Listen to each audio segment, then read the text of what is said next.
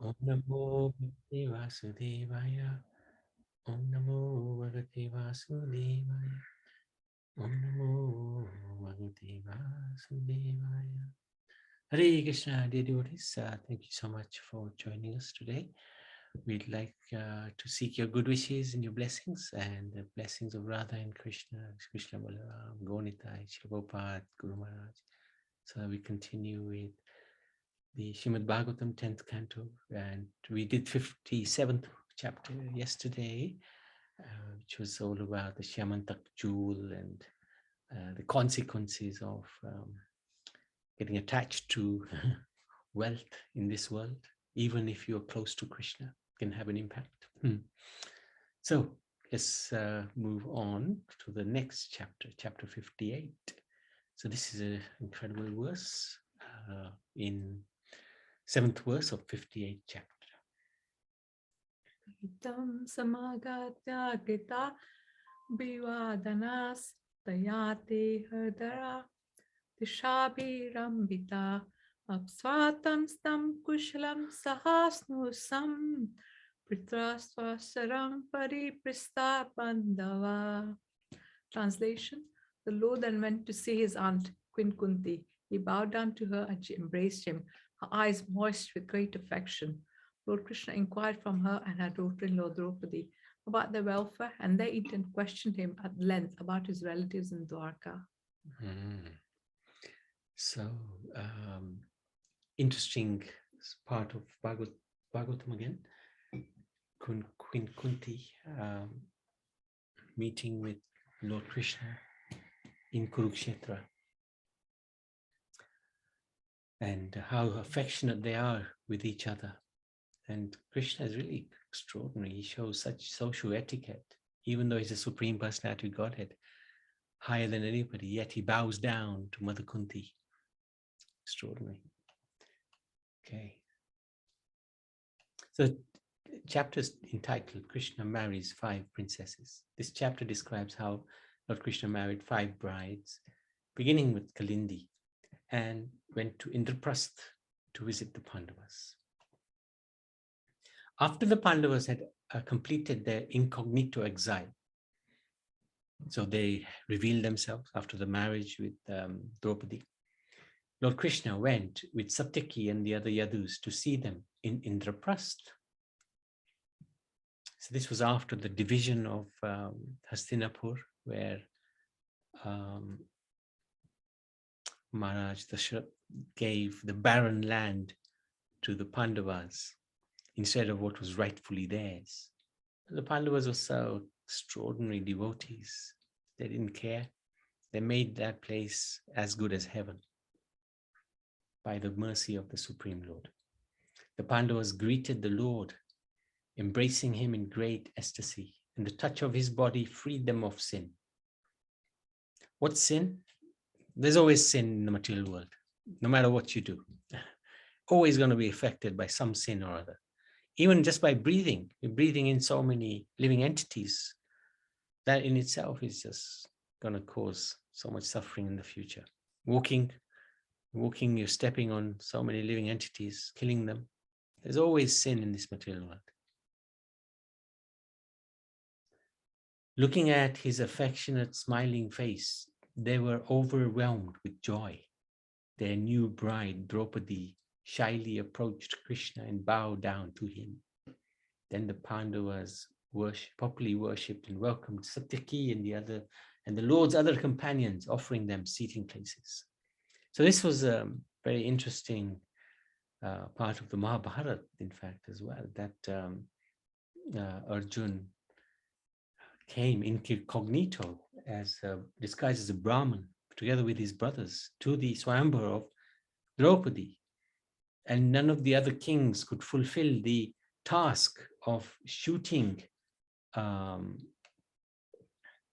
the fish in the eye. But the fish they had to shoot was above them, and they couldn't look up. They had to look at the reflection on the ground, on the water.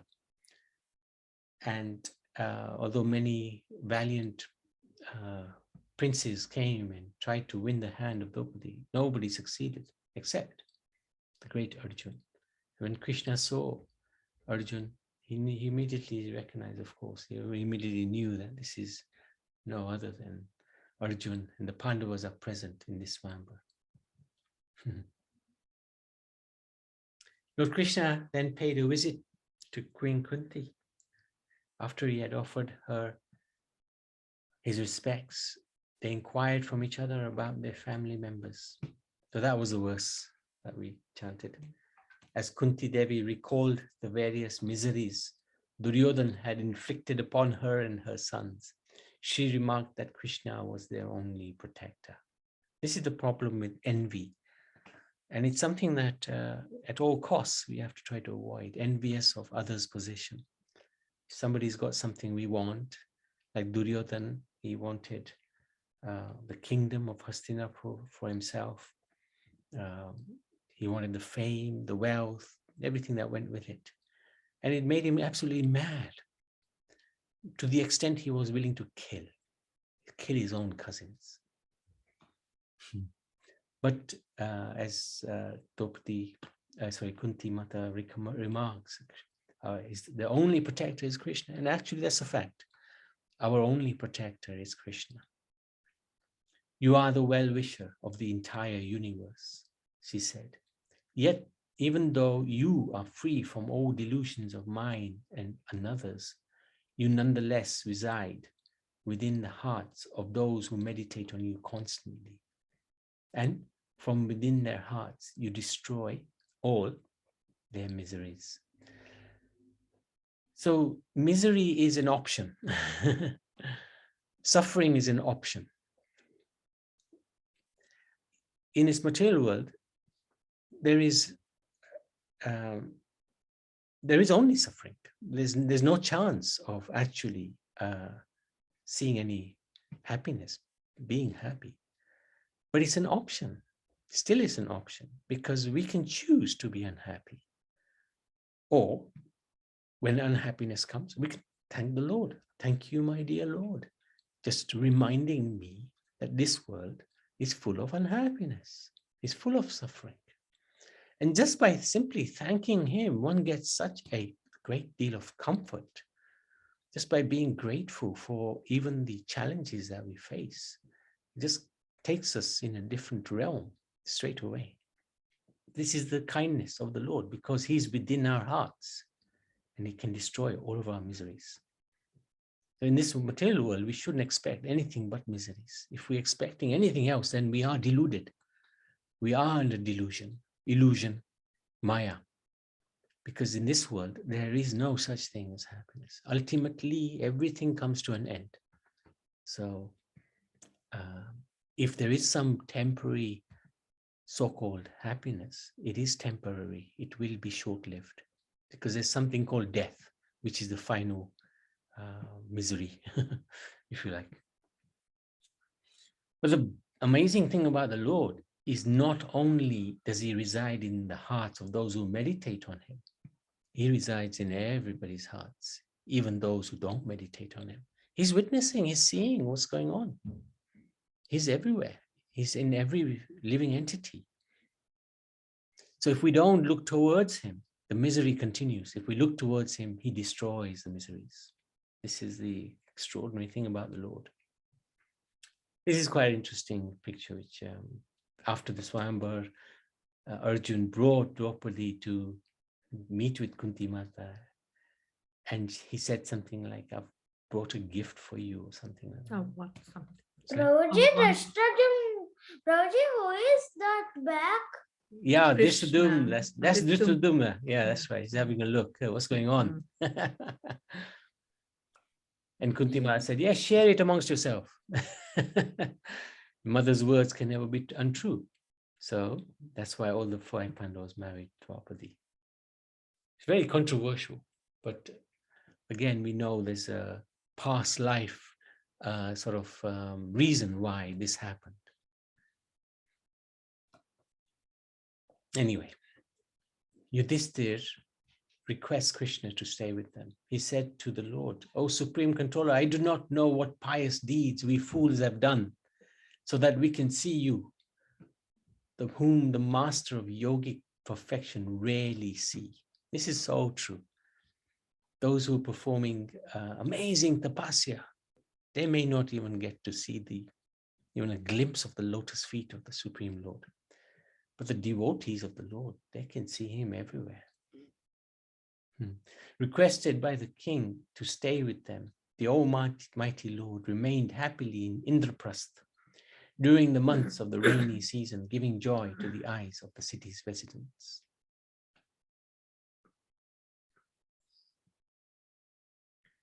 So this was after the city was built, but then we're going to see a little bit about how it's built in a minute.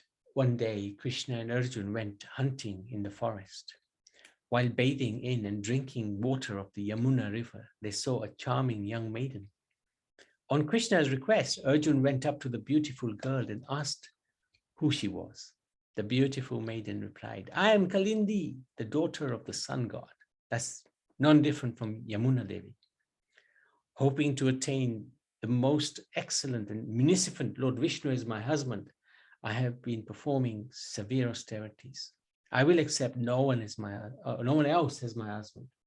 Until he marries me, I will remain in the Yamuna, living in a house my father built for me there. After Arjuna reported all this to Krishna, the omniscient Lord took Kalindi onto his chariot, and then the three of them returned to Yudhishthira's residence. Later, the Pandavas requested Krishna to build them a city. Oh, okay, it was later. And he did so by having Vishvakarma, the architect of the demigods, construct one that was extremely attractive. The Lord satisfied his beloved devotees by remaining with them for some more time. Then, to please Agni, the fire god, Krishna arranged to offer him the Kandav forest. So that's where they built this incredible palace. The Lord asked Arjuna to burn down the forest and accompanied him as his charioteer. Agni was so satisfied with the offering that he presented Arjuna with the Gandiva bow. So this Gandiva bow is very famous for it. He fought the battle of Kurukshetra with this bow. Gave him a team of horses, a chariot, 2 inexhaustible quivers, and armor. While the Kandav forest burned, Arjuna saved a demon named Maya from the blaze. So this Maya Dhanava reciprocated by building Arjuna a splendid palace. In this building, Duryodhan would later get a good drenching after mistaking the surface of a pond for a solid floor, thus embarrassing himself. Oh, I thought I had the picture. Oh yeah, I have, there it is. This is Duryodhan. Unfortunately, this incident caused so much anger in Duryodhan, ultimately led to the Mahabharata, the battle at Kurukshetra. And this is a little idea of possibly what Indraprastha, the palace that Maya Dhanava made for the Pandavas, Yudhishthira. Yudhishthira requests Krishna to stay with them. Next, Lord Krishna, took permission from Arjuna and the other relatives and went back to Dwarka with his entourage. Actually, that title should change. Yeah? There, he married Kalindi. So Kalindi, whom Arjuna had met and introduced to Krishna, he married her in Dwarka. So that was the 4th wife. So the first is Rukmini, second is Jambavati, third is Satyabhama, 4th is Kalindi. Sometime later, he went to Avantipur, Ujjain, yeah. Vindhya and Vindhya, who shared the throne of Avanti, were followers of Duryodhan. When the time came for their sister, Mitravinda, so the 5th wife, to select her husband in the Swayamvar ceremony, they forbade her to choose Krishna, although she was attracted to him. So Krishna forcibly took away Princess Mitravinda, the daughter of his aunt Raja Devi before the eyes of the rival kings. So this is the kindness of Krishna. He fulfills the desires of his devotees. In the kingdom of Ayodhya lived a devout king called Nagnajit. He had an extraordinarily beautiful marriageable daughter named Satya, or Nagnajiti.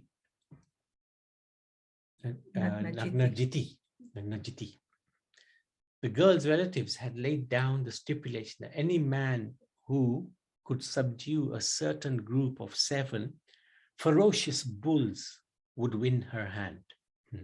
So 7 bulls.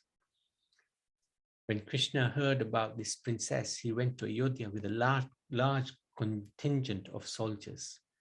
King Nagnajit greeted them hospitably,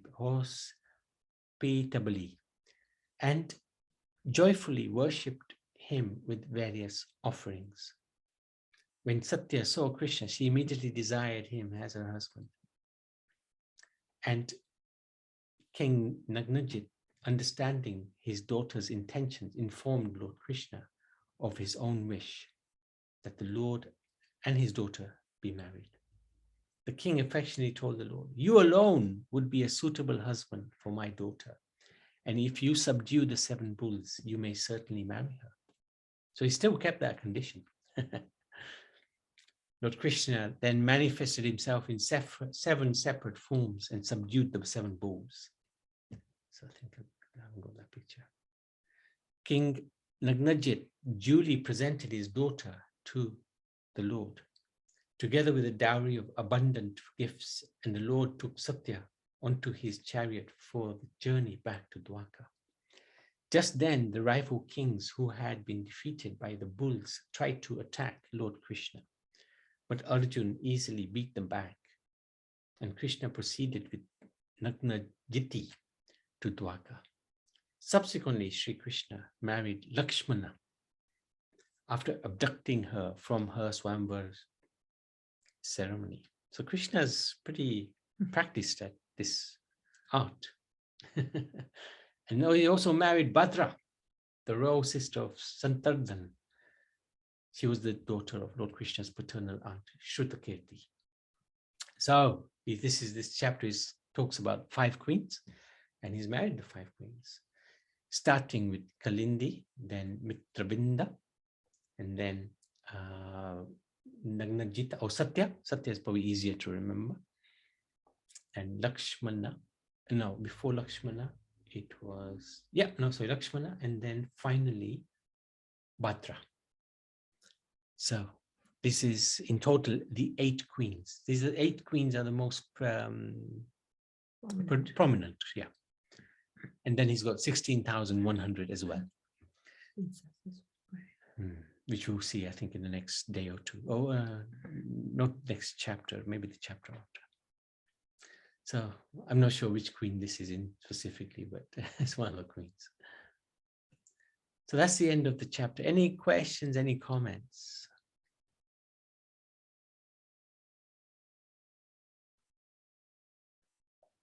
Okay, Madhusan Prabhu, would you like to take on the instructions? Okay. Yeah, Haribol. Now I can see why in that song we Jaya Radhe, Jaya Krishna, Jaya Vrindavan. There's this thing about Kalindi Yamuna Jaya. Comes that, that there's a line. Yeah. So now I see that connection, Kalindi and Yamuna, and so the song came in my mind, like Kalindi Yamuna Jaya, Jaya Mahavana, like that. Yeah. Yes. Interesting. Okay, good. So the instructions too. So just as Krishna says in the Bhagavad Gita 9:29, that Samoham Sarva Bhuteshu, I am equal to everyone. So while the Lord reciprocates with all souls, it is natural that those who love him intensely receive his special attention, for they want him and nothing else. So these are the souls. We see how Yamuna and Kalindi, and they just wanted the Lord, nothing else. So they desired that, and then somehow Krishna fulfills. And this, in this chapter, Queen Kunti also confirms this. When she meets Krishna, she says that, we are protected by you. So then he also marries these 5 wives who want him as their husband and nothing else.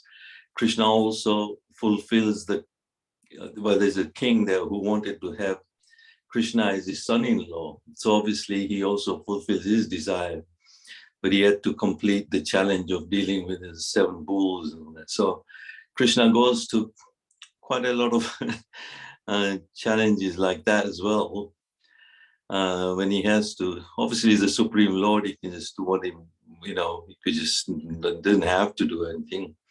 But he does is that, how Krishna pleases devotees in amazing ways. So hope that's clear.